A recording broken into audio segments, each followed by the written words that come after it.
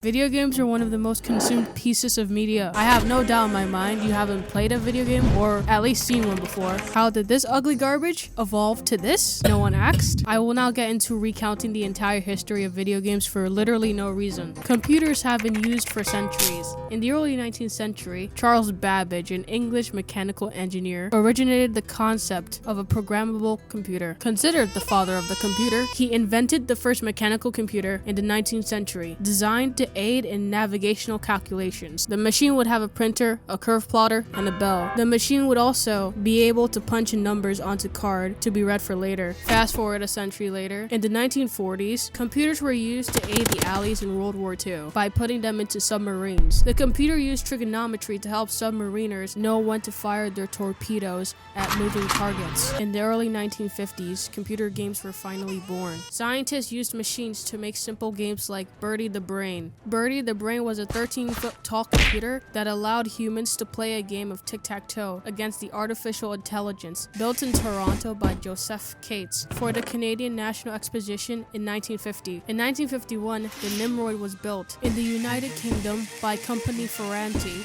presented for the 1951 Festival of Britain. It was advertised as being faster than thought and had an electronic brain. It allowed attendees to play the game of NIM. NIM is a mathematical game in which two players take turns removing or nimming objects from a pile. When it's the player's turn, they can take any amount of the certain objects in the pile, but you can only take from one row at a time. Depending on which game the player is playing, the objective will either be to make the last move so there's no objects left to pick up, or avoid making the last move. Around this time, non-visual games were being developed at research computer laboratories. These computers were not powerful enough to play a full game and had no video output. Dietrich Prinz, a German computer scientist, wrote the first limited program of chess for the University of Manchester on the Ferranti Mark I, a computer also made in 1951. Christopher Strachey, a British computer scientist, developed a simulation of the game Draughts, or literally just checkers for normal people, for the Pilot Ace, a computer designed in the 50s. This was the first computer game to be created for a general-purpose computer, meaning that the computer could do more than one thing, like analyzing aircraft wings and studying the structures of crystals, rather than a machine specifically made for a game, like Birdie the Brain. And also, what did you expect? These people have better priorities than the average normie do today. Christopher Strachey's program inspired a man named Arthur Samuel to develop his own checkers game in 1952 for the IBM 701. That was also released in 1952. How the checkers game worked was you just plop your chessboard on the computer, you make the move on the chessboard. You have to communicate with the computer by flipping a bunch of switches. The IBM prints out the positions for all the pieces, its own and the opponent's. The computer selects its move by calculating how many possible moves it has. Let's say the computer has 30 possible moves. It will pick 7 of them, it will test each of them out, and further analyze the moves. The computer would take minutes to make its move by printing its new move out, just to do it all over again. Later in 1952, screens for computers were created. Alexander S. Douglas, a British professor of computer science, created OXL, a software program for the EDSAC, made in 1949. It simulated a game of tic-tac-toe, and it was displayed out of a small rounded screen. We are finally taking a break from chess and these board games. In 1958, Tennis for Two, also known as computer tennis, designed by American physicist William Higginbotham and displayed at the Brookhaven National Laboratory Annual Public Exposition. It displayed a horizontal line which represents the tennis court and a small vertical line in the middle which represents the tennis net. This is actually a 2-player game. The first player would press the button on their controller to send the ball where it would either go over the net, hit the net, reach the other side of the court, or fly out of bounds. The second player could then hit the ball back with their controller while it was on their side. Hundreds of visitors lined up to play the new game during its debut. The game was received well, and it was popular with high schoolers at the time. In 1962, a computer scientist named Stephen Russell worked with Martin Grates,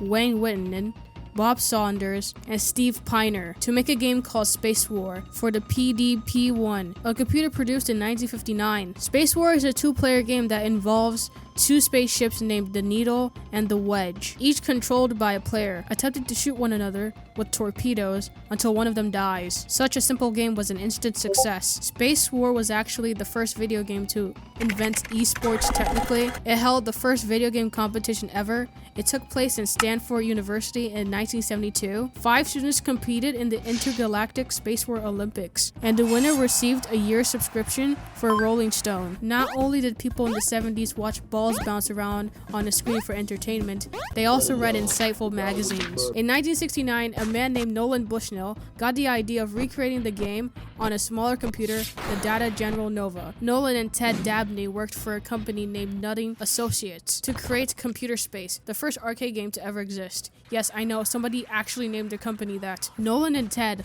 left Nutting Associates to form a new company named Atari. In 1972, they went on to manufacture a game named Pong, a table tennis arcade sports game created by Alan Alcorn. There is no doubt you haven't heard or seen this game before. The game is pretty easy to understand after one look at it. The player controls the paddle by moving it vertically across the left or right side of the screen, competing against another player controlling the second paddle on the opposing side. Players use the paddles to hit the ball back and forth. The goal is for the player to reach 11 points before the other. Pong was highly successful, with each machine earning over $40 a day, far greater than most arcade machines at the time. Because of Pong's success, numerous other manufacturers like Bally Manufacturing, Midway Manufacturing, and Williams Electronics attempted to capitalize on the success by copying the games that were already released and just making minor changes. Nolan Bushnell failed to patent the idea, so he just referred to these competitors as jackals. A man named Ralph Baer is working on an interactive television. He got this idea back in 1951, but didn't pursue it and kind of just forgot about it. He remembered this idea 15 years later, so he went to work with technicians and engineers to make prototypes and develop different games for the system. And in 1972, it finally released the Magnavox Odyssey. This was an instant success. Now you can play your favorite games at the comfort of your own home. No longer was getting that vitamin D needed. More of these home systems were beginning to be released. In 1975, TV Tennis, Electro Tennis, was the first Japanese home console to ever release that played table tennis. In 1976, the Coco Telstar released a game console with the same name that ran sports games. Fairchild Channel F released in 1976 and was the first ever console to use ROM cartridges. Consumers could swap games instead of having games built in. In 1977, the Atari 2600 was released. Even though the Fairchild in 1976 was the first console to use ROM cartridges, the Atari 2600 was the console to popularize ROM cartridges. Also in 1977, the Bally Astrocade was released and only available through mail order, and none of the units shipped until 1978, and the console was way less popular than the Atari. In 1978, Taito, a Japanese video game company, released Space Invaders, developed by Tomohiro Nishikado. Released first in Japan, followed by its North American release. Space Invaders is a shoot-'em-up arcade game. Space Invaders feature a green laser cannon. The laser cannon horizontally shoots across the bottom of the screen and fires at the alien overhead. The goal is to eliminate all of the aliens by shooting them. While the player has 3 lives, the game ends immediately if the invaders reach the bottom of the screen. As aliens are defeated, their movement and the game music both speed up. The game can loop endlessly. Space Invaders was the first game where players were given multiple lives. It was the first in which multiple enemies could fire back at the player. Taito estimated that they sold over 100,000 machines in the country alone by the end of 1978, while in the United States, over 60,000 machines have been sold by 1980. The game was considered the best-selling video game and the highest-grossing entertainment product of its time.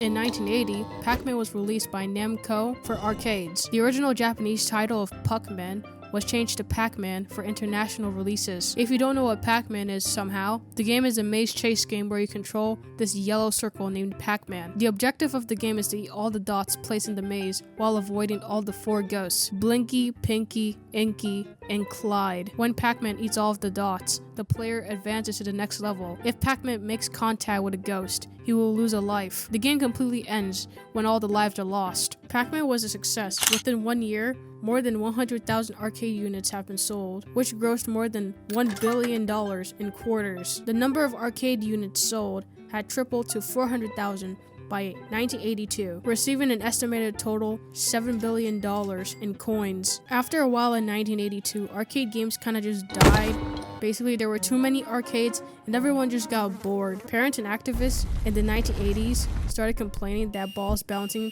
and pixels shooting at each other were dangerous. Many cities and towns implemented bans on arcades or limiting businesses to only a few machines.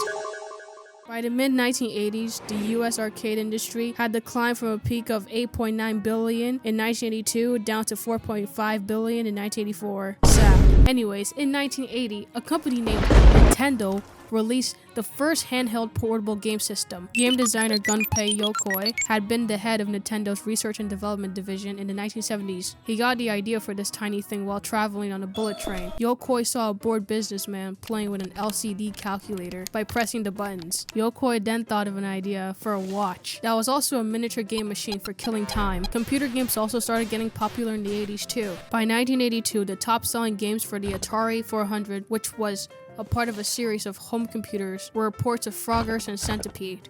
Frogger is a game where the objective is to direct frogs to their home one by one by crossing a busy road, and Centipede is a shooter game like Space Invader. Around the time, Microsoft released Microsoft Adventure, which was a text game of cave exploration and treasure gathering, where the player enters word commands to direct the computer to move and manipulate objects, and players get rewarded for exploring new areas and acquiring treasure. Byte, a computer magazine at the time, stated that computer speed and sophistication made it an excellent gaming device.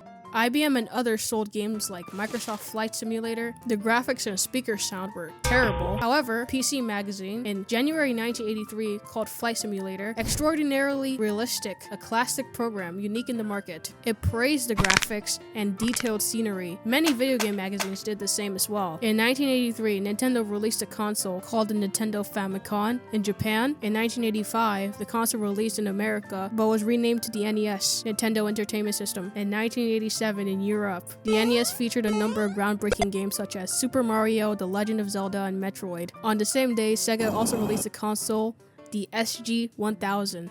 Obviously not as popular as the NES, because I didn't know Sega made consoles in the 80s until like right now. Super Mario Bros., the first side-scrolling 2D platform game to feature Mario, made as a successor to the 1983 arcade game Mario Bros. In the 1985 game, players control Mario or his brother Luigi in the multiplayer mode as they travel the Mushroom Kingdom to rescue Princess Toadstool from Bowser, King Koopa. You move through the stages while avoiding hazards such as enemies and pits, and get power-ups to aid your journey, such as the Super Mushroom, Fire Flower, and Starman. The Legend of Zelda is a fantasy action-adventure game created by Japanese game designers Shigeru Miyamoto and Takashi Tezuka, and was developed and published by Nintendo. The game is about a guy named Link and Zelda. They fight to save the magical land of Hyrule from Ganon, an evil warlord turned demon king. And in Metroid, the player controls a bounty hunter named Samus Aran, who protects the galaxy from space pirates and other forces from their attempts to harness the power of the parasitic Metroid creatures. In 1983, there was also a video game crash that happened. From 1983 to 1985, home video game revenues peaked around $3.2 billion in 1983, then fell to around $100 million by 1985, a drop of almost 97%. The crash attributing factors was market saturation. There were a lot of video games and video game consoles available in the 80s, and a lot of them were poor in quality. Ben Gordon, the chief creative officer of Electronic Arts, reported that customers use computers for games more than 1/5 of the time, whether purchased for work or for a hobby, with many who purchased computers for other reasons found PC games a pretty satisfying experience. By 1987, the PC market was growing so quickly, DOS computers were dominating homes. More than a third of games sold in North America were for computers, with the EGA video card that had better graphics and more memories for games, better than the Commodore and Apple. Games started to feature 3D polygonal graphics in 1988. By 1989, the industry was moving towards heavy use of VGA graphics for PC games and more advanced graphics. The adoption of computer mouse began to increase, driven by the success of the adventure game King Quest. In 1989, the Nintendo Game Boy was released, Nintendo's second handheld game console. The Game Boy combines features from both the NES home system and the Game & Watch hardware. It includes well-known games today like Super Mario Land and Tetris. The crash of home consoles and home console video games abruptly ended when the next generation of consoles released. On November 21st, 1990, the SNES, or the Super Nintendo Entertainment System, came out, and the Sega Genesis also came out around the same time, and had upgraded graphics that used 16-bit technology. Sega had to find a way to compete with Nintendo's Super Mario series, so they made the character Sonic the Hedgehog. Sonic is a blue anthropomorphic hedgehog who can run at supersonic speeds and curl into a ball, primarily to attack enemies. Dr. Robotnik, the evil and mad scientist who was turning animals into robots, and his only destiny is to take over the world.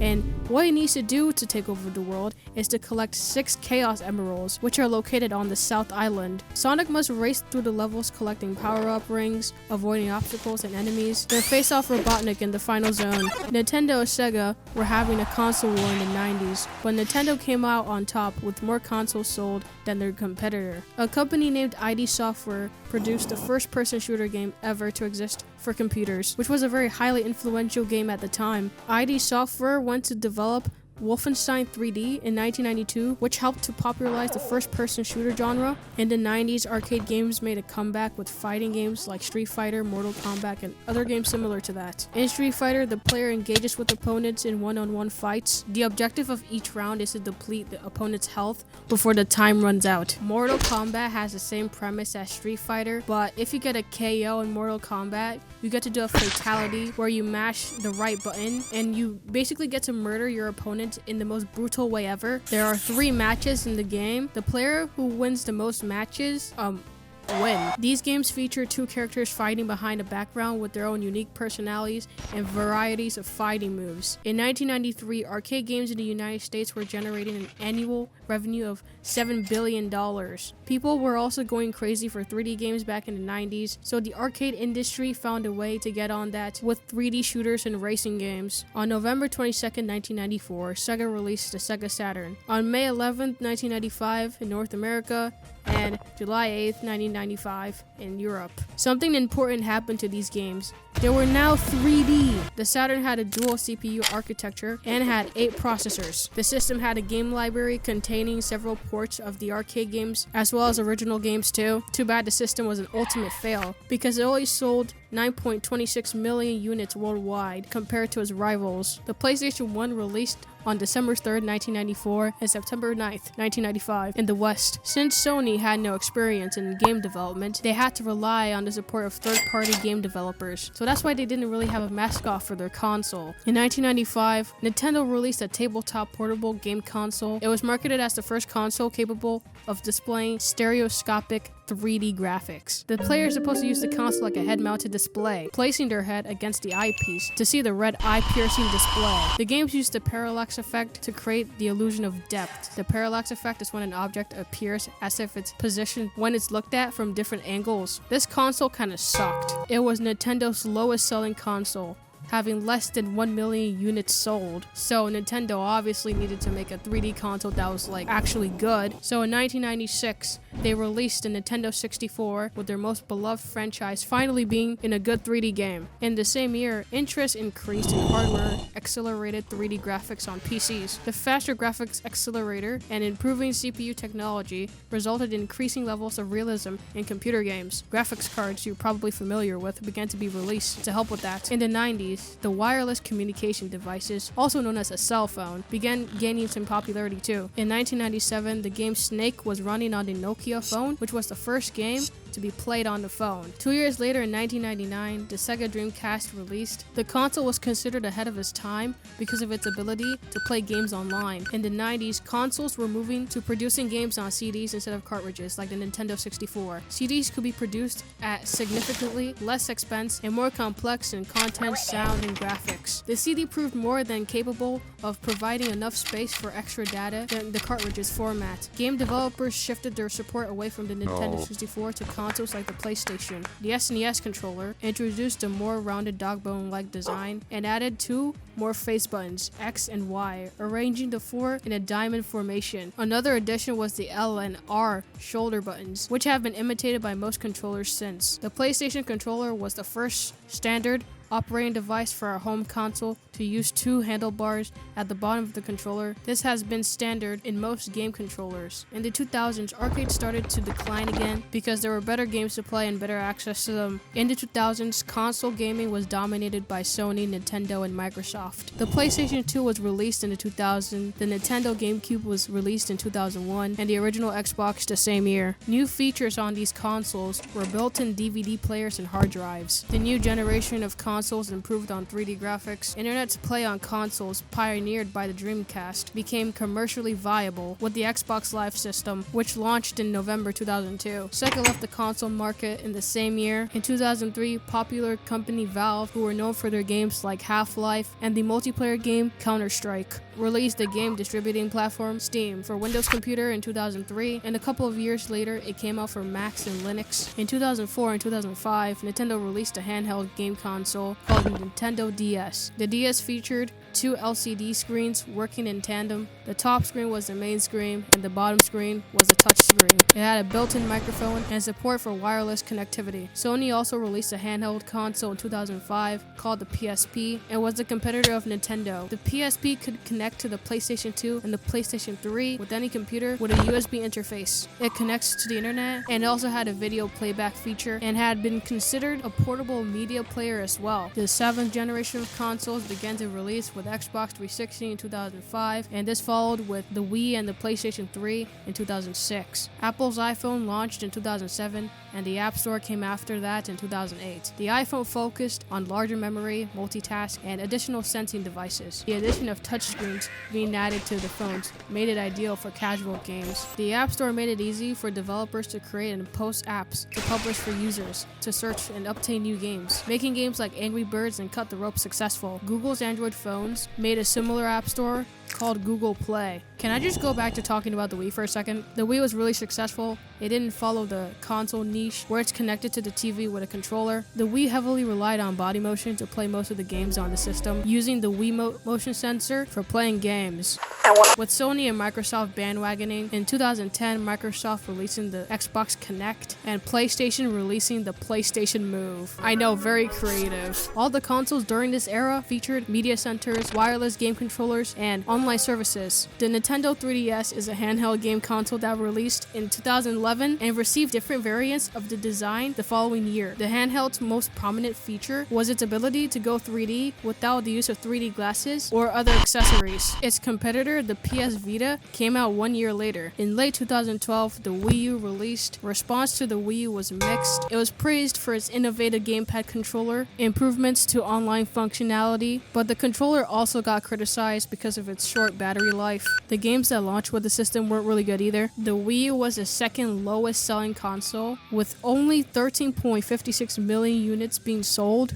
The Xbox One was released in November 2013. The PlayStation 4 was released on February 22nd, 2014. In 2016, revenue for mobile games surpassed PCs and consoles, with the top mobile games earning over $100 million a year. I think now you can see why these weird mobile games with these weird ads are now emerging. In March of 2017, Nintendo released a successor to the Wii U, the Nintendo Switch. The console itself is a tablet that can either be docked or used as a home console or used as a portable device. The Nintendo Switch Lite came out in September of 2019, a variant of the Nintendo Switch where it could only be used as a handheld. In 2018, NVIDIA introduced the RTX graphics cards, which were able to perform ray tracing in games, which means good graphics for computers and console games. In 2020, the COVID pandemic harmed the arcade business because places with arcade machines were forced to close. Sega sold off most of its arcade business in 2020. Later in 2020, the latest RTX cards came out. The Xbox Series X, the Xbox Series S, and the PlayStation 5 came out on November 12th, 2020. After decades of these weird thingies we call entertainment existing, this is where we stand. Okay, bye bye. This is the end of the video. Thanks for watching.